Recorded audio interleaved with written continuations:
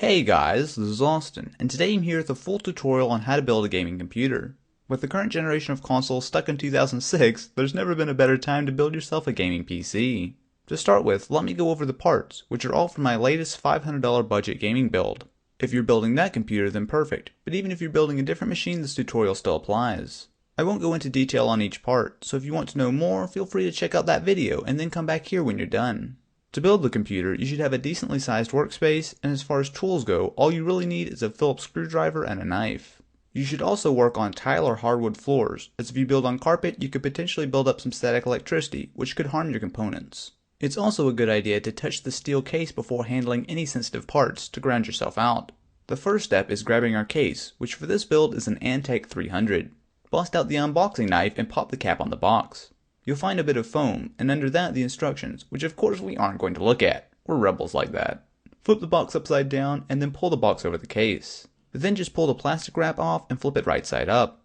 Now that we've freed the case, it's a good idea to look it over to check if it was damaged in shipping. If everything's good, move around to the back and undo the 4 thumb screws holding the side panels on.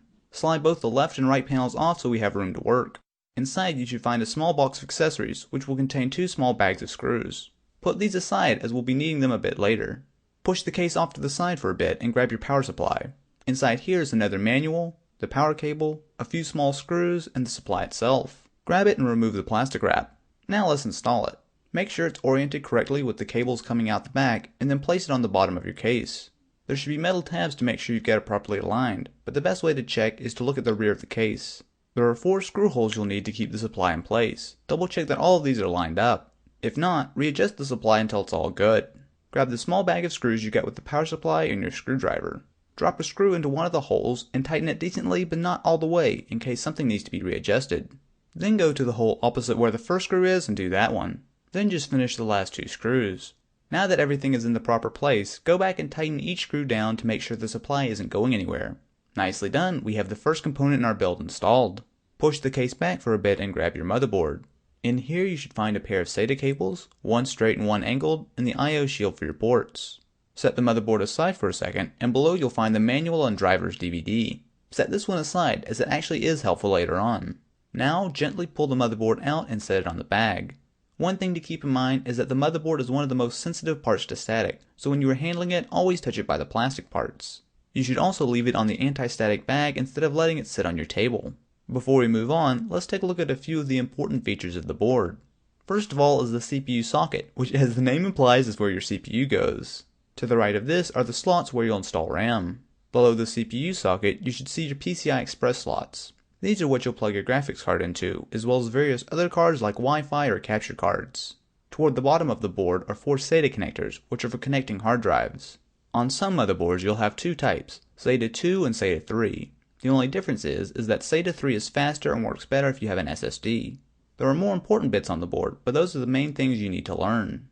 Now grab your processor. If you're using an Intel CPU like we are, the process is identical, but AMD CPUs install slightly differently. Bust the box open, and inside you'll find the manual along with the Core i3 sticker, stock heatsink and fan, along with the CPU, which is a little too easy to overlook. Like the motherboard, this is an extremely delicate part, so only touch it by the edges when handling it. To install, you'll need to push back the arm holding the socket closed and lift the protective cover off. Now line up the 2 small notches on the CPU to the notches in the socket and gently rest it down. Do not apply any pressure at all, it should rest nicely by itself. Lie the cover back down and firmly press the arm down under the clip. It will give a lot of resistance, but don't worry, just press it all the way down until it's secure. Now you've got one of the hardest parts of the build taken care of. Moving on, we have to install the heatsink. For this build, I'll be using the stock Intel cooler. However, if you're using an aftermarket cooler, then it's best to look up a specific tutorial, as they all install differently. The stock cooler is easy. On the bottom you'll find thermal paste already applied. All you need to do is align it over the CPU, with each of the 4 pegs inside the holes on the motherboard. Then press each down by starting on the opposite corners until they click into place. Once it's installed, you can lift the motherboard by the heatsink. Slide the motherboard off to the side and grab your RAM. For this build we'll be using a pair of 2GB DIMMs, which will give the build 4GB. These aren't extremely delicate, however it's still a good idea to only handle them by the heatsink or edges.